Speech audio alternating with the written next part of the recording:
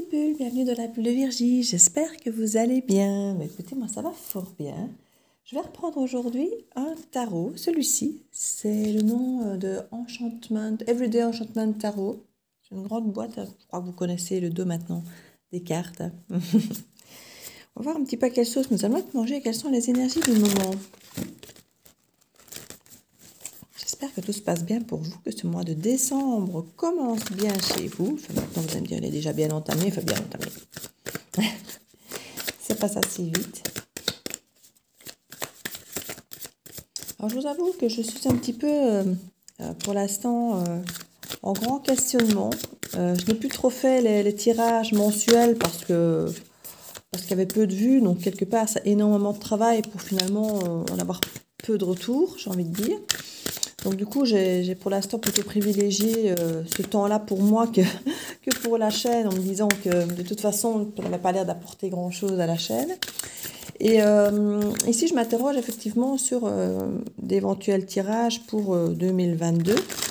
Je vous avoue qu'ici, la chaîne, au niveau des abonnés, est clairement en train de descendre. Alors, dans l'absolu, j'ai envie de dire, on s'en fout, hein, mais ça représente quand même le désintérêt, j'ai envie de dire, qui commence pour la chaîne. Donc, comme je dis toujours, ce n'est pas important de voir le nombre d'abonnés ou autre, mais c'est quand même un reflet de l'intérêt des autres. Donc, je ne sais pas si effectivement, moi ici, je fais quand même toujours un tirage par jour. Donc, je suis sur la chaîne tous les jours. Donc, j'y mets quand même pas mal de temps, l'air de rien. Et je ne sais pas effectivement si je dois continuer comme ça et ne pas en faire plus, puisque quelque part... de toute façon, ça dégringole, donc si c'est pour moi mettre de l'énergie en plus pour rien, j'ai envie de dire, je ne vois pas forcément l'intérêt. Alors oui, j'ai eu une période où je faisais effectivement 2 ou 3 tirages sur une journée, mais c'est vrai que c'était peut-être trop, beaucoup, enfin je ne sais pas. Et là, c'est vrai que pour l'instant, comme je dis, la chaîne commence à perdre des abonnés. Et comme je dis, de l'absolu, c'est pas grave, mais ça montre effectivement qu'il y a une forme de désintérêt qui s'installe. Et moi, ma question est un petit peu de savoir, est-ce que je dois en faire plus pour que ça remonte? Ou est-ce que je dois, entre guillemets, m'en foutre, si on dit ça comme ça, et me contenter juste d'être bien avec vous qui êtes là au quotidien et ne pas me préoccuper finalement de ce chiffre, quoi, en fait. Et du coup, je me disais, ceux qui ont vraiment envie d'avoir éventuellement... un tirage annuel ou autre pour 2022, que manifestez-vous par rapport à votre signe. Je ferai peut-être le vôtre. Peut-être pas tous justement, mais peut-être faire le vôtre, vous qui êtes là depuis toujours, qui me soutenez depuis toujours. Ne pas me fracasser effectivement de les faire tous pour avoir plus d'abonnés, qui n'est pas ce que je veux forcément. J'ai juste envie d'avoir une petite communauté sympa et saine. Je n'ai pas besoin qu'elle grandisse à tout va. Mais envie de faire plaisir à ceux qui sont là, qui sont toujours là finalement, qui m'ont toujours soutenu. Et donc voilà, n'hésitez pas à mettre éventuellement votre signe, ceux qui sont intéressés par un tirage pour 2022. Et si effectivement je prends le temps de faire des tirages 2022, je commencerai par les signes effectivement de personnes qui sont là, qui me suivent. Et voilà.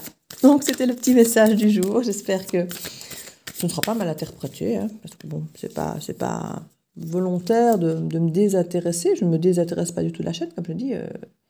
Tous les jours, il y a une guidance, donc j'essaie de publier, même sur la communauté, des petits messages de temps en temps, quand c'est la nouvelle lune. Ici, j'ai mis des petites chansons pour Noël, je ne sais pas si vous avez vu. D'ailleurs, je crois que j'en ai pas fait hier, peut-être que je rattrape le retard.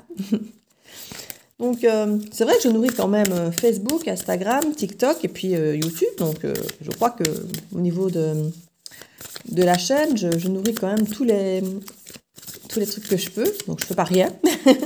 Et si effectivement ça rapporte pas d'abonnés ou autre, j'ai envie de dire tant pis, hein, c'est pas grave. Mais moi, quelque part, je trouve que j'en fais déjà pas mal. C'est du temps que je mets sur mon temps privé. Hein, c'est gratuit. Sur tous les trucs, c'est gratuit. Donc, je trouve que c'est déjà pas mal ce que je fais dans l'absolu. Et je ne veux pas, comme je dis, commencer à rentrer dans ce système, d'en faire plus pour en avoir plus. Enfin, vous voyez, voilà, j'ai pas envie de rentrer dans ce système-là. Donc, n'hésitez pas à mettre ce que vous en pensez. Hein, et comme je dis, à mettre votre signe. Si vous avez envie que je fasse éventuellement un tirage 2022 pour vous.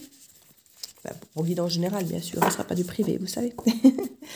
Alors voilà, en dos de deck, nous avons le 8 de coupe. Le 8 de coupe, c'est quand même un moment où on est fort tourné sur le passé. On a envie de se tourner vers quelque chose de meilleur, mais on a quand même du mal à le faire. On est quand même beaucoup en train de regarder le passé, tout ce qui nous relie à la vie, à, à des énergies qui nous rendent mal en fait, qui nous aident pas à avancer. C'est une énergie de quelqu'un qui préfère regarder ce qui ne va pas plutôt que ce qui va. Et j'ai envie de dire, c'est dommage. Maintenant, c'est pas grave dans l'absolu, j'ai envie de dire, parce qu'on a au centre du tableau le chariot. Et le chariot, c'est comme une carte de mouvement, d'aller de l'avant. Et ça, c'est bien. Ça, c'est bien. Donc, on va de l'avant. Alors, il y a des choix à faire, hein, parce que souvent, effectivement, avec le chariot, comme on dit toujours, il y a souvent 2 chevaux qui vont chacun dans une direction différente. Donc, il faut vraiment que la personne qui est aux commandes sache où elle veut aller pour orienter les chevaux vers une seule et unique direction. Donc le chariot nous montre un nouveau départ, nous montre un mouvement, un choix, une décision bien sûr. Et je crois que ça peut nous faire sortir un petit peu de cette énergie là où on est tourné vers le passé, où on n'avance pas trop. L'as de bâton, à nouveau, on nous parle de nouveau départ et de quelque chose d'assez passionné, passionnant. Ça peut être au niveau amoureux, tout comme ça peut être au niveau du travail, d'une nouvelle activité. Le bâton peut vraiment rentrer à tout niveau. On parle beaucoup moins d'argent avec le bâton, on peut parler de travail ou de passion amoureuse. Donc, vraiment de quelque chose qui prend au cœur, qui prend aux tripes, qui nous motive. Voilà, on est vraiment dans une énergie motivante ici. Avec l'ermite, on cherche peut-être un petit peu justement à trouver cette réponse pour savoir vers où orienter ces chevaux. Dans le sens où si on est effectivement tourné vers le passé, se dire peut-être, voilà, soit je retourne une bonne fois vers le passé, je retente, ça marche pas, bon moi j'aurais tenté, j'aurais essayé et je ne reste plus braqué à le regarder bêtement, soit on se dit je passe à autre chose. Vous voyez, il peut y avoir cette énergie à vraiment tenter de prendre une décision ferme, de s'y tenir et de savoir où on va. On a vraiment besoin de sentir que les choses bougent enfin et pour ça on comprend qu'il faut qu'on prenne des décisions aussi pour ça.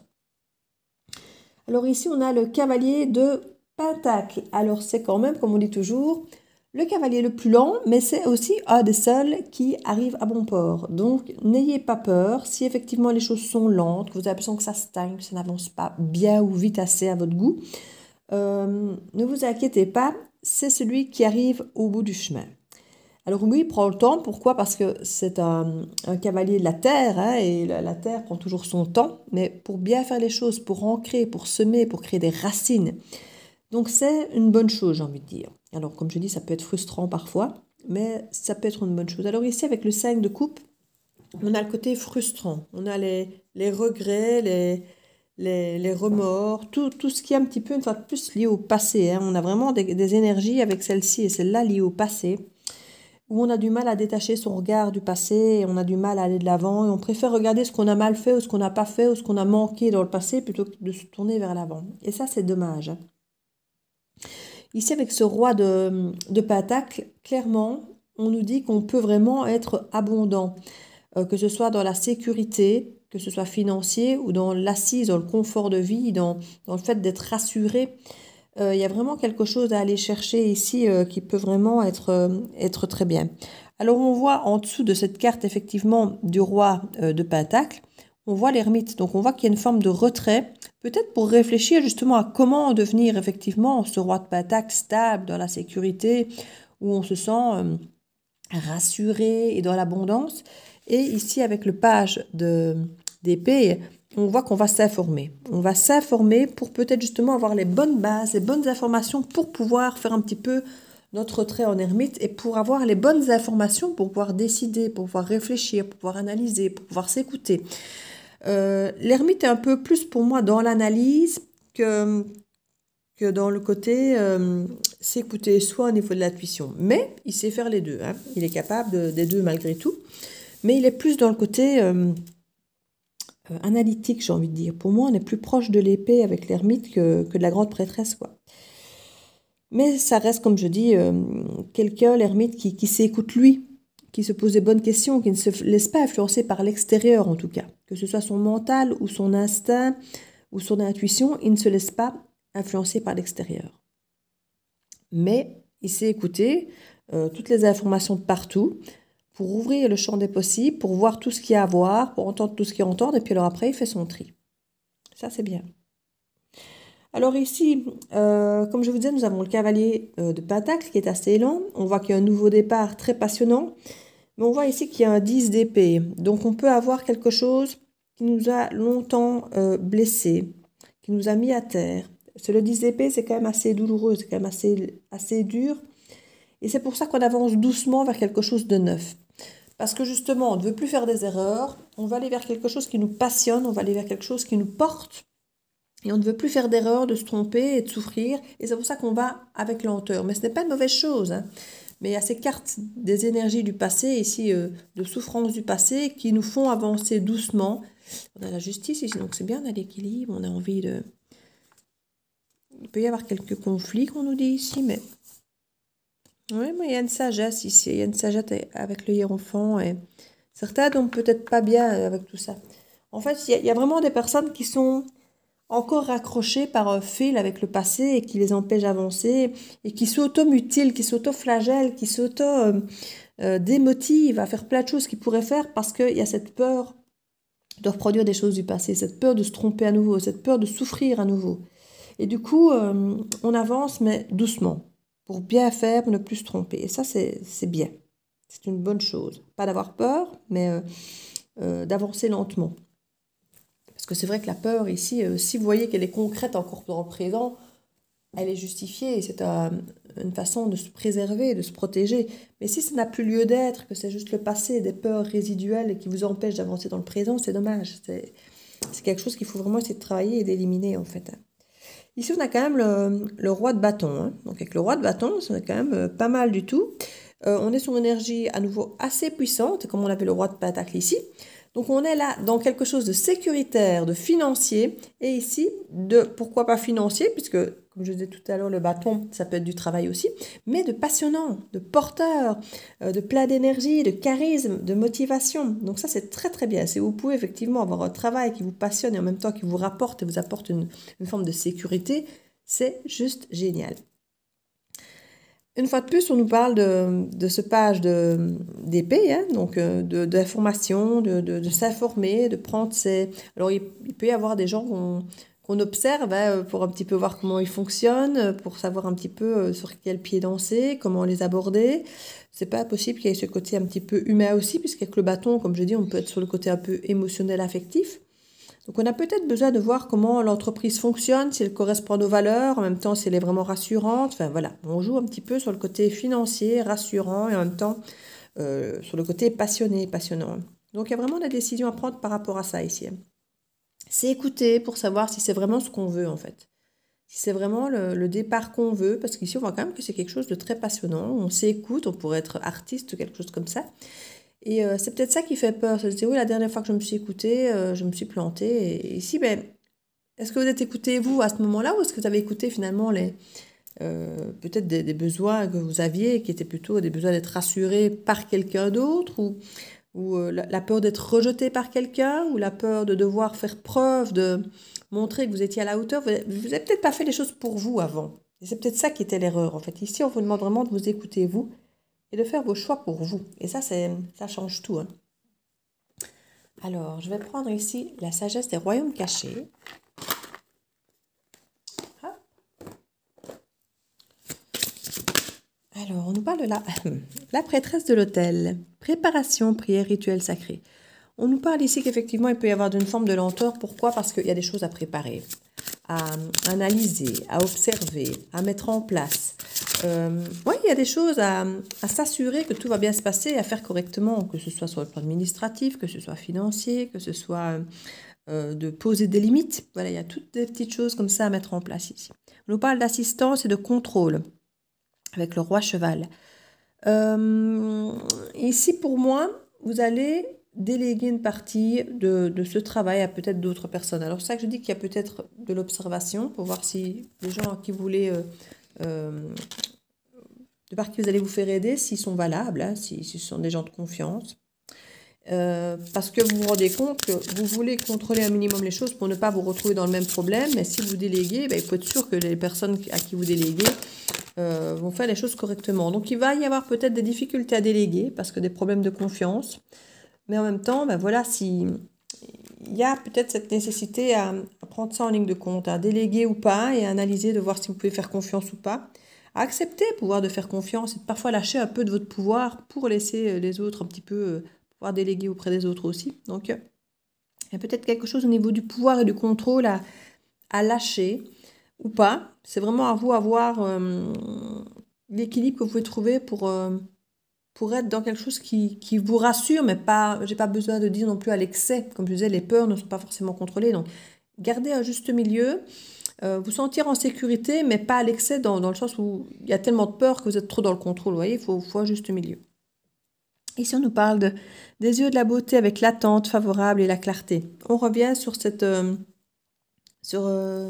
le cavalier de Pentacle ici, où on nous dit que ça peut être lent, il peut y avoir une forme d'attente, il peut y avoir quelque chose qui ralentit, qui ne va pas super vite, mais on nous parle effectivement ici que c'est favorable et qu'il y a vraiment une forme de clarté.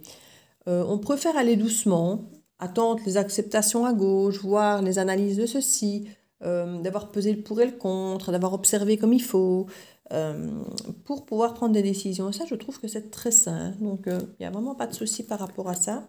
Je trouve que c'est très bien. Je sais bien que ça peut être frustrant pour les gens qui manquent de patience. Mais la patience est une vertu, n'est-ce pas? Bon, je vous avoue, je ne suis pas toujours super patiente non plus. Ça dépend pourquoi. Je peux l'être très fort et pas du tout. Donc, ça dépend. Ça dépend des sujets. C'est vrai que plus ça vous tient à cœur, plus c'est compliqué d'être patient souvent. J'avoue. Alors, que la vérité soit, c'est ce que je disais un petit peu tout à l'heure. Hein. Il y a peser le pour et le contre entre savoir si on fait confiance à l'autre ou si c'est juste la peur.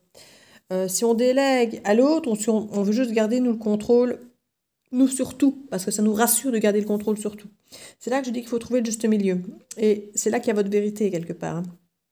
De savoir où est votre souci au niveau de cette confiance, au niveau de ce contrôle, jusqu'où vous êtes capable de faire confiance à l'autre, jusqu'où vous êtes capable de lâcher de votre pouvoir de contrôle pour le laisser un petit peu à l'autre. C'est un petit peu là qu'il y a apparemment des choses à jouer pour ne plus retomber dans le système de douleur, d'avoir la sensation de s'être trompé, vous voyez, d'avoir ce côté, je contrôle juste ce qu'il faut, mais pas trop, parce que quelque part, il faut laisser aussi place à l'autre, à l'univers, à l'imprévu. Bon, tout ça, ça joue un rôle aussi. Une longueur d'avance. Oui, je pense que c'est quelque chose, effectivement, en ayant le contrôle, en tentant de le garder, en analysant, en s'informant, où vous voulez garder une forme de longueur d'avance pour pouvoir anticiper. Voilà, s'ils font ça, je fais ça. S'ils ne font pas ça, je fais comme ça. Et puis, s'il se passe ça, je ferai comme ça.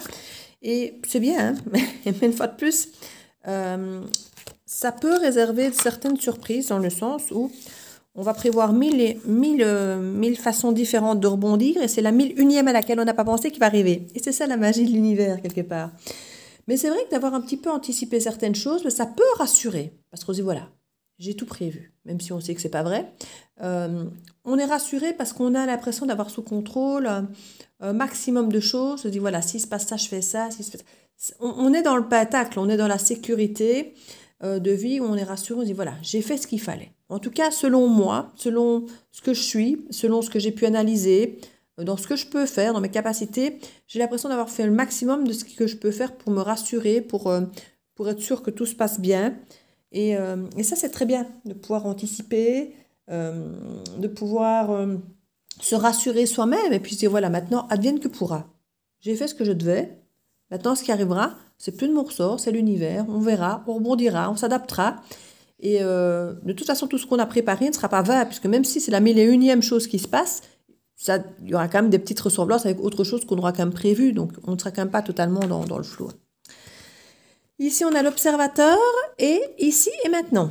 Donc, on a effectivement, clairement, on insiste vraiment sur le fait d'observer, d'écouter, de prendre ses informations, de prendre le temps. Et ici, on a encore l'observateur, hein, donc on observe énormément ce qui se passe avant de décider, avant de prendre des décisions qui pour nous peuvent être, je ne vais pas dire douloureuses, mais on se dit, voilà, ça peut être quelque chose, si je me trompe, voilà, si je me trompe, c'est toujours l'erreur, si je me trompe, si je souffre encore, si je me trompe encore.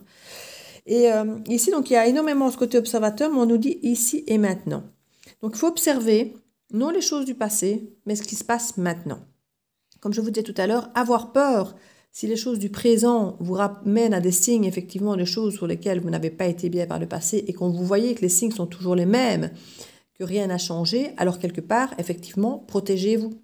Si maintenant, dans ce que vous observez ici et maintenant, les choses ne sont plus pareilles, les choses ont évolué, Ça ne sert à rien de ramener dans cette situation d'ici maintenant qui ne fait pas peur des choses du passé qui, elles, faisaient peur. Alors oui, que vous restiez un minimum sur vos gardes, un minimum méfiant, nous voilà, cette situation-là, j'ai déjà par le passé mal vécu. Oui, vous allez pouvoir éventuellement anticiper que ce genre de choses n'arrive plus parce que par le passé, vous avez vécu ça.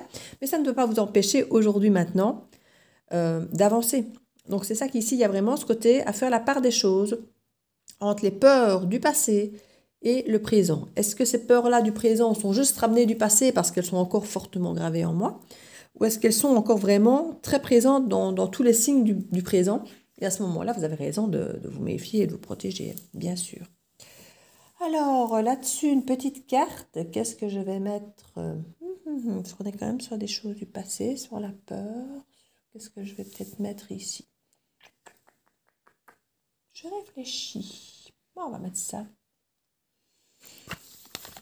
Petite carte de l'Ariel. Je vais y arriver. Qui a un côté très spirituel à l'Algariel, j'aime beaucoup. J'ai dit avant, je le trouvais un peu trop sombre à mon goût, je l'utilisais pas. Et puis là, maintenant, je trouve qu'il a vraiment une capacité très spirituelle que d'autres n'ont pas et j'aime vraiment beaucoup. Voilà, une petite carte. Alors, voici notre carte. On va regarder ici, parce que je sais que les textes sont très courts, mais ils sont très parlants, donc j'aime bien de les lire. Je ne les pas par cœur. Le clocher, on nous parle de changement brutal, de choix, de destin, de religion pour certains, parce que c'est vraiment une question de croyance au fond de soi, de fatalité. Donc on est vraiment dans ce côté destin où on ne choisit pas justement, et puis ce côté religion où on croit, et qu'on a parfois des fausses croyances, hein, comme la peur, si je fais ça, je vais encore me faire avoir, pas forcément. Donc il y a peut-être des croyances à laisser tomber ou à adapter. On nous parle ici que le clocher représente l'ébranlement, le chambardement et le changement brutal. Avec cette carte, vos convictions, vos croyances et même votre propre foi peuvent être balayées d'un revers. Elle symbolise également le domaine religieux. Au niveau des vies antérieures, on nous parle de vie pieuse, de couvent, de foi. On est vraiment avec cette carte, pour moi, entre le hiérophant, donc le pape, hein, où on nous parle de croyances, d'expérience, de quelque chose qu'on transmet, de quelque chose qu'on a acquis avec le temps. Et en même temps, la carte de la tour, où il y a cet effondrement, où tout ce qui n'est plus nécessaire s'effondre. Alors, ça peut parfois être des choses sur lesquelles on s'appuie depuis très longtemps, et parfois ça peut être très déstabilisant, parce que pour certains qui divorcent, par exemple, après beaucoup d'années, ça n'a peut-être plus lieu d'être, ce couple, cette relation, mais elle est tellement là depuis longtemps qu'on a l'impression que si elle s'effondre, on n'est plus rien, il ne reste plus rien. Or, le on n'est plus rien est dommage de dire qu'on n'est plus rien si on se sépare de quelqu'un, alors que ça ne va plus, alors que la relation n'a plus lieu d'être, mais parce qu'elle a toujours été là, on a l'impression qu'elle nous représente, qu'elle est une part de nous. Or, c'est une fausse part de nous puisqu'elle ne nous comble plus. Et c'est vrai que quand ça s'effondre, c'est très très dur à vivre parce que c'est tout ce qu'on connaît, c'est tout sur lequel on s'est appuyé. Et là, subitement, ça disparaît, mais ça disparaît pour un mieux parce qu'elle n'a plus lieu d'être et pour nous permettre effectivement de laisser place à autre chose, à quelqu'un d'autre. C'est un exemple ici. Mais c'est très parlant en fait. Donc on nous parle vraiment ici d'un effondrement, mais de croyances, de connaissances. Quand j'ai connaissance, c'est par rapport à ce qu'on croit être depuis toujours, qu'on croit savoir, de choses qu'on nous a peut-être, comme je dis, apprises. Ça peut être des croyances limitantes ou des croyances, des fausses croyances, comme je dis, parfois de l'éducation. Quand on nous parle de religion et de croyance, ce sont des choses souvent qui sont ancrées depuis l'enfance. Hein. Les religions, il y a beaucoup de gens qui ont des religions qui tiennent de leur éducation. D'autres qui se sont fait leurs propres croyances avec le temps, et ça c'est très bien, d'autant plus si c'est récent. Mais voilà, il y a vraiment des croyances au fond de soi qu'il faut retravailler ici. Et c'est ça qu'il y a peut-être à détruire et à reconstruire pour avoir des choses plus proches de vous maintenant. Donc voilà mes petites bulles, j'espère que cette guidance pourra vous aider. N'hésitez pas à partager, à liker, à mettre un petit commentaire. Ça peut toujours, comme je dis, moi j'adore vous lire et interagir avec vous. Et en même temps, si ça peut aider d'autres personnes dans les mêmes situations, c'est à ça que sert la communauté aussi. Donc n'hésitez pas à partager, à commenter et pour aider à faire grandir la chaîne, à vous abonner ou mettre un petit pouce bleu. Tout ça aide la chaîne, que ce soit les commentaires, les petits pouces, les abonnements. C'est comme ça que ça fait grandir une chaîne. Comme je vous ai dit, je ne cherche pas à la faire grandir. Hein. Si j'ai déjà une communauté qui est bien, qui est positive, bienveillante, moi, j'ai pas besoin qu'elle grandisse. Mais ma foi, c'est toujours sympa parce que plus elle grandit, plus quelque part on peut toucher du monde et plus on peut apporter de messages aux gens et c'est bien, tant qu'à faire. Donc voilà, je vous fais plein de bisous et je vous dis à très bientôt dans la Bleue Virgie. Ciao, ciao!